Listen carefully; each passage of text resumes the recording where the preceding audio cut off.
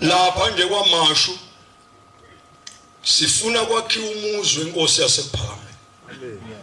ngoba khona umfana umfoka manje ohlakaniphe kakhulu la enkondweni usebenza emahhovisi lapha eThekwini wenza sure ukuthi inkosi yasePhakameni ayithola indawo esikhumbuzweni sizokwakha indle eyipalace enhle kakhulu sakhela uShembe ngoba sifuna mayifikile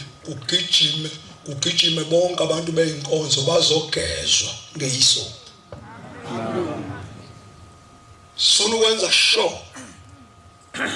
ukuthi uGamaliyeli mayifika uzongena endlini eyisimangaliso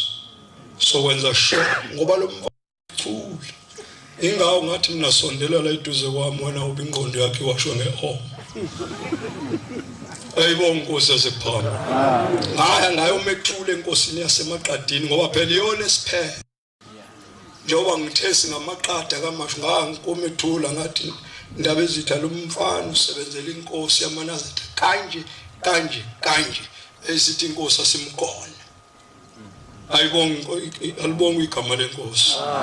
noma bethi bamhlubula sithi thina hey ungalihlubuka uzobulawa uShembe ngoba uyisebenzi sakhe ayibonga inkosi yasePhakameni engisho ukuthi ke asiliphatheni kahle leli bandla ngoba likaNkulunkulu akulona lo muntu siyophila ngalo bonke labo Shembana abakhona banalo izulu lethu amen esiyothi masifa sidlule esifubeni sa njengabantwana bakaIsrayeli babethi mabefa